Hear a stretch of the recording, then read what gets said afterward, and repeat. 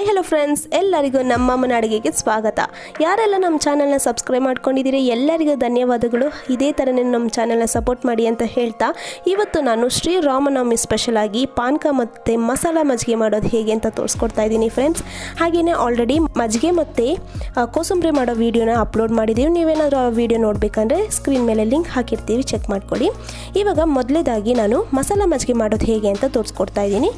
ಇಲ್ಲಿ ನಾನು ಮೊಸರು 1/4 ಲೀಟ್ರಷ್ಟು ತೊಗೊಂಡಿದ್ದೀನಿ, ಕೊತ್ತಂಬರಿ ಸೊಪ್ಪು 2 ಟೇಬಲ್ ಸ್ಪೂನ್, ಶುಂಠಿ 1 ಇಂಚಷ್ಟು ತೊಗೊಂಡಿದ್ದೀನಿ, ಜೀರಿಗೆ ಅರ್ಧ ಟೀ ಸ್ಪೂನ್, ಹಸಿಮೆಣಸಿನ್ಕಾಯಿ 1, ಒಣಮೆಣಸಿನ್ಕಾಯಿ 2, ಎಣ್ಣೆ 1 ರಿಂದ 2 ಟೇಬಲ್ ಸ್ಪೂನ್, ಸಾಸಿವೆ 1/4 ಟೀ ಸ್ಪೂನ್, ಕರಿಬೇವು 1 ಟೇಬಲ್ ಸ್ಪೂನ್, ಚಿಟಿಕೆಯಷ್ಟು ಇಂಗು ಬೇಕಾಗುತ್ತೆ, ರುಚಿಗೆ ತಕ್ಕಷ್ಟು ಉಪ್ಪು.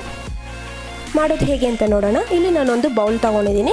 ಇವಾಗ ಮೊದಲು ನಾನು ಮೊಸರನ್ನ ಹಾಕೊತಾ ಇದ್ದೀನಿ. 1/4 ಲೀಟ್ರಷ್ಟು ಮೊಸರನ್ನ ಹಾಕ್ಕೊಂಡು ಫಸ್ಟು ನೀರು ಹಾಕೋಕ್ಕಿಂತ ಮುಂಚೆನೇ ಈ ಥರ ಚೆನ್ನಾಗಿ ಬೀಟ್ ಮಾಡ್ಕೋಬೇಕು. ಗಂಟು ಇಲ್ದೇದಂಗೆ ಚೆನ್ನಾಗಿ ಈ ಥರ ಎಲ್ಲ ಮಿಕ್ಸ್ ಮಾಡ್ಕೊಂಡಿದ್ದಾದಮೇಲೆ ನಾನು ಇದಕ್ಕೆ ನೀರು ಹಾಕೊತಾ ಇದ್ದೀನಿ. 1/4 ಲೀಟ್ರ್ ಮೊಸರಿಗೆ ನಾನಿಲ್ಲಿ 1/4 ಲೀಟ್ರಷ್ಟೇ ನೀರು ಹಾಕ್ಕೊಂಡಿದ್ದೀನಿ. ನೀರು ಹಾಕಿದಾದಮೇಲೆ ರುಚಿಗೆ ತಕ್ಕಷ್ಟು ಉಪ್ಪನ್ನು ಹಾಕ್ಕೊಂಡು ಚೆನ್ನಾಗಿ ಈ ಥರ ನೀರು ಮತ್ತು ಮೊಸರು ಚೆನ್ನಾಗಿ ಮಿಕ್ಸ್ ಆಗೋ ಥರ ನಾವು ಈ ಥರ ಮಾಡ್ಕೋಬೇಕಾಗುತ್ತೆ. ನೋಡಿ, ಈ ಥರ ಎಲ್ಲ ಚೆನ್ನಾಗಿ ಈ ಥರ ಮಿಕ್ಸ್ ಮಾಡ್ಕೊಂಡಿದ್ದಾದಮೇಲೆ ಇವಾಗ ಇಲ್ಲಿ ನಾನೊಂದು ಕುಟಾಣಿ ತೊಗೊಂಡಿದ್ದೀನಿ. ಇದರಲ್ಲಿ ನಾನು ಶುಂಠಿನ ಚಿಕ್ಕದಾಗಿ ಕಟ್ ಮಾಡಿ ಹಾಕ್ಕೊಂಡಿದ್ದೀನಿ, ಹಸಿಮೆಣಸಿನ್ಕಾಯಿ ಹಾಕ್ಕೊತಾ ಇದ್ದೀನಿ, ಕೊತ್ತಂಬರಿ ಸೊಪ್ಪು ಹಾಗೆಯೇ ಜೀರಿಗೆ ಇಷ್ಟು ಹಾಕ್ಕೊಂಡು ನಾವು ಚೆನ್ನಾಗಿ ಕುಟ್ಕೋಬೇಕಾಗುತ್ತೆ. ನೋಡಿ ಫ್ರೆಂಡ್ಸ್, ಇದೇ ಥರನೇ ಚೆನ್ನಾಗಿ ಈ ಥರ ಕುಟಾಣಿಯಲ್ಲಿ ಚೆನ್ನಾಗಿ ಈ ಥರ ಕುಟ್ಕೊಂಡಿದ್ದಾದಮೇಲೆ ಈ ಥರ ತರಿಯಾಗಿ ಇರುತ್ತೆ. ನಿಮ್ಗೇನಾದರೂ ಪೇಸ್ಟ್ ರೀತಿ ಬೇಕು ಅಂದರೆ ನೀವು ಮಿಕ್ಸಿ ಜಾರಲ್ಲಿ ಹಾಕಿ ಪೇಸ್ಟ್ ಮಾಡ್ಕೋಬೋದು. ಅಂದರೆ ಮಿಕ್ಸಿ ಜಾರಲ್ಲಿ ಪೇಸ್ಟ್ ಮಾಡೋದಕ್ಕಿಂತ ಈ ಥರ ಕುಟಾಣಿಯಲ್ಲಿ ಈ ಥರ ಜಜ್ಜಿ ಹಾಕೋದು ಟೇಸ್ಟು ಸೂಪರಾಗಿರುತ್ತೆ ಫ್ರೆಂಡ್ಸ್. ನೋಡಿ, ಇವಾಗ ಇದೆಲ್ಲ ಹಾಕ್ಕೊಂಡು ಒಂದ್ಸತಿ ಚೆನ್ನಾಗಿ ಮಿಕ್ಸ್ ಮಾಡ್ಕೋಬೇಕು. ಮಿಕ್ಸ್ ಮಾಡ್ಕೊಂಡಿದ್ದಾದಮೇಲೆ ಇವಾಗ ಒಗ್ಗರಣೆಗೆ ನಾನು ಸ್ಟವ್ ಹಚ್ಚಿ ಒಂದು ಚಿಕ್ಕ ಕಡಾಯನ್ನು ಇಟ್ಕೊಂಡಿದ್ದೀನಿ. ಇವಾಗ ಇದಕ್ಕೆ ನಾನು 1 ಟೇಬಲ್ ಸ್ಪೂನಷ್ಟು ಎಣ್ಣೆ ಹಾಕ್ಕೊಂಡಿದ್ದೀನಿ. ಎಣ್ಣೆ ಬಿಸಿ ಆದಮೇಲೆ ಸಾಸಿವೆನ ಹಾಕ್ಕೊತಾ ಇದ್ದೀನಿ. ಸಾಸಿವೆ ಲೈಟಾಗಿ ಸಿಡಿದ ಮೇಲೆ ಒಣಮೆಣಸಿನ್ಕಾಯಿ ಹಾಕ್ಕೊಂಡಿದ್ದೀನಿ. ಒಣಮೆಣಸಿನ್ಕಾಯಿ ಹಾಕಿದಾದ್ಮೇಲೆ ನಾನು ಹಿಂಗನ್ನು ಹಾಕ್ಕೊತಾ ಇದ್ದೀನಿ.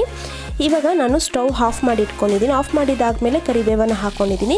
ಜಾಸ್ತಿ ಫ್ರೈ ಆಗೋದೇನು ಬೇಡ, ಕರಿಬೇವು ಲೈಟಾಗಿ ಈ ಥರ ಫ್ರೈ ಆದರೆ ಸಾಕು. ಇವಾಗ ಒಗ್ಗರಣೆ ಎಲ್ಲ ನಾನು ಮಜ್ಜಿಗೆಗೆ ಹಾಕ್ಕೊಂಡಿದ್ದೀನಿ. ಹಾಕ್ಕೊಂಡು ಚೆನ್ನಾಗಿ ಮಿಕ್ಸ್ ಮಾಡಿಕೊಂಡ್ರೆ ಮಸಾಲ ಮಜ್ಜಿಗೆ ರೆಡಿಯಾಗಿದೆ ಫ್ರೆಂಡ್ಸ್.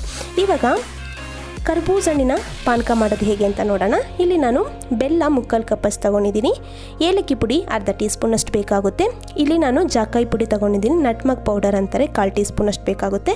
ಇಲ್ಲಿ ನಾನು ಕರ್ಬೂಜ ಹಣ್ಣು 1 ತೊಗೊಂಡಿದ್ದೀನಿ, ಮೀಡಿಯಮ್ ಸೈಜ್ ಆಗೋಷ್ಟು, ಅರ್ಧ ನಿಂಬೆಹಣ್ಣು ತೊಗೊಂಡಿದ್ದೀನಿ. ಇವಾಗ ಮೊದಲೇದಾಗಿ ನಾವು ಬೆಲ್ಲನ ಕರಗಿಸ್ಕೋಬೇಕು. ಅದಕ್ಕೆ ಒಂದು ಪಾತ್ರೆಯಲ್ಲಿ ನಾನು ಬೆಲ್ಲನ ಹಾಕ್ಕೊಂಡಿದ್ದೀನಿ. 3/4 ಕಪ್ಪಷ್ಟು ಬೆಲ್ಲ ಹಾಕ್ಕೊಂಡು ನೀರು ಹಾಕ್ಕೊತಾ ಇದ್ದೀನಿ. ನೀರು ಬೆಲ್ಲ ಮುಳುಗೋಷ್ಟು ನೀರು ಹಾಕ್ಕೊಂಡು ಮಿಕ್ಸ್ ಮಾಡಿಕೊಂಡು ಬೆಲ್ಲ ಚೆನ್ನಾಗಿ ಕರಗಬೇಕಾಗುತ್ತೆ. ನೀವು ಕೋಲ್ಡ್ ವಾಟರಲ್ಲಿ ಬೆಲ್ಲ ಹಾಕಕ್ಕೆ ಹೋಗ್ಬಿಡಿ, ಬೆಲ್ಲ ಬೇಗ ಕರಗೋದಿಲ್ಲ. ಇಲ್ಲಿ ನಾನು ನಾರ್ಮಲ್ ವಾಟರಲ್ಲಿ ಹಾಕ್ಕೊಂಡಿದ್ದೀನಿ.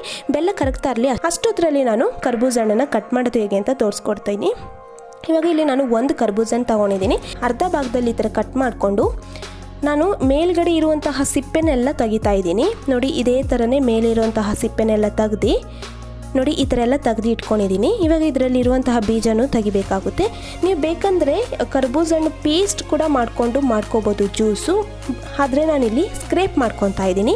ಸ್ಕ್ರೇಪ್ ಮಾಡೋದ್ರಿಂದ ಟೇಸ್ಟು ಚೆನ್ನಾಗಿರುತ್ತೆ. ನೋಡಿ, ಇದೇ ಥರ 1 ಕರ್ಬೂಜ ಹಣ್ಣು ನಾನು ಈ ಥರ ಸ್ಕ್ರೇಪ್ ಮಾಡಿ ಇಟ್ಕೊಂಡು ಇವಾಗ ಒಂದು ಬೌಲ್ಗೆ ಟ್ರಾನ್ಸ್ಫರ್ ಮಾಡ್ಕೊತಾ ಇದ್ದೀನಿ. ಇವಾಗ ಇದೆಲ್ಲ ಹಾಕ್ಕೊಂಡಿದ್ದಾದಮೇಲೆ ನಾನು ಇವಾಗ ಬೆಲ್ಲ ಪಾಕನ ಹಾಕ್ಕೊತಾ ಇದ್ದೀನಿ. ಮೊದಲೇ ಬೆಲ್ಲನ ಕರಗಿಸಿ ಇಟ್ಕೊಂಡಿದ್ದೆಲ್ಲ ನೋಡಿ ಚೆನ್ನಾಗಿ ಕರಗಿದೆ ಬೆಲ್ಲ ಎಲ್ಲ. ಇವಾಗ ಇದನ್ನು ನಾನು ಫಿಲ್ಟರ್ ಮಾಡಿ ಹಾಕ್ಕೊತಾ ಇದ್ದೀನಿ. ಈ ಥರ ಫಿಲ್ಟರ್ ಮಾಡಿ ಹಾಕೋದ್ರಿಂದ ಇದರಲ್ಲಿರುವಂತಹ ಕಸ ಆಗಿರ್ಬೋದು, ಕಲ್ಲಾಗಿರ್ಬೋದು ಎಲ್ಲ ಬಂದ್ಬಿಡುತ್ತೆ. ನೋಡಿ, ಇವಾಗ ಈ ಥರ ಫಿಲ್ಟರ್ ಮಾಡಿ ಹಾಕಿದಾದ್ಮೇಲೆ ಇವಾಗ ನಾನು ಇದಕ್ಕೆ ಜಾಕಾಯಿ ಪುಡಿ ಹಾಕ್ಕೊಂಡಿದ್ದೀನಿ, ಹಾಗೆಯೇ ಏಲಕ್ಕಿ ಪುಡಿ. ಜಾಕಾಯಿ ಪುಡಿ ಆಪ್ಷನಲ್ಲು, ನಿಮ್ಮ ಹತ್ರ ಇದ್ದರೆ ಹಾಕ್ಕೊಳ್ಳಿ, ಇಲ್ಲಾಂದರೆ ಬೇಕಂದರೆ ಸ್ಕಿಪ್ ಮಾಡ್ಕೋಬೋದು. ಇವಾಗ ನಾನು ನಿಂಬೆ ರಸನ ಹಾಕ್ಕೊತಾ ಇದ್ದೀನಿ. ಹಾಕಿದಾದ್ಮೇಲೆ ಎಲ್ಲ ಚೆನ್ನಾಗಿ ಮಿಕ್ಸ್ ಮಾಡ್ಕೋಬೇಕು. ಮಿಕ್ಸ್ ಮಾಡಿಕೊಂಡ್ರೆ ಕರ್ಬೂಜ ಹಣ್ಣಿನ ಪಾನಕ ಕೂಡ ರೆಡಿಯಾಗಿದೆ. ಇವಾಗ 2 ಕೂಡ ರೆಡಿಯಾಗಿದೆ ಫ್ರೆಂಡ್ಸ್. ನೋಡಿ, ಇವಾಗ ನಾನು ಗ್ಲಾಸಲ್ಲಿ ಸರ್ವ್ ಮಾಡ್ಕೊತಾ ಇದ್ದೀನಿ. ಸಮ್ಮರ್ ಟೈಮಲ್ಲಿ ಈ ಥರ ಕರ್ಬೂಜ ಹಣ್ಣಿನ ಪಾನಕ ಹಾಗೆಯೇ ಮಸಾಲ ಮಜ್ಜಿಗೆ ಈ ಥರ ಮಾಡಿ ಕುಡಿಯೋದ್ರಿಂದ ದೇಹಕ್ಕೆ ತಂಪಾಗಿರುತ್ತೆ, ಹಾಗೆಯೇ ಆರೋಗ್ಯಕ್ಕೆ ತುಂಬಾ ಒಳ್ಳೆಯದು. ಇವಾಗ ಮಸಾಲ ಮಜ್ಜಿಗೆ ಹಾಗೆ ಕರ್ಬೂಜ ಹಣ್ಣಿನ ಪಾನಕ ಮಾಡೋದು ಹೇಗೆ ಅಂತ ನೋಡಿದ್ರಲ್ಲ. ನೀವು ಕೂಡ ಶ್ರೀರಾಮನವಮಿಗೆ ಈ ಥರ ಮಾಡಿ ಹಾಗೆಯೇ ಹೇಗೆ ಬಂತು ಅಂತ ಕಮೆಂಟ್ ಮೂಲಕ ತಿಳಿಸಿ ಅಂತ ಹೇಳ್ತಾ, ನಮ್ಮಮ್ಮನ ಅಡುಗೆ ಚಾನಲ್ನ ಸಬ್ಸ್ಕ್ರೈಬ್ ಮಾಡ್ಕೊಳ್ಳಿ, ಪಕ್ಕದಲ್ಲಿ ಬರುವ ಬೆಲ್ ಐಕನ್ನ ಕ್ಲಿಕ್ ಮಾಡ್ಕೊಳ್ಳಿ. ಈ ವಿಡಿಯೋ ನೋಡಿರುವ ಎಲ್ಲ ವೀಕ್ಷಕರಿಗೂ ಧನ್ಯವಾದಗಳು.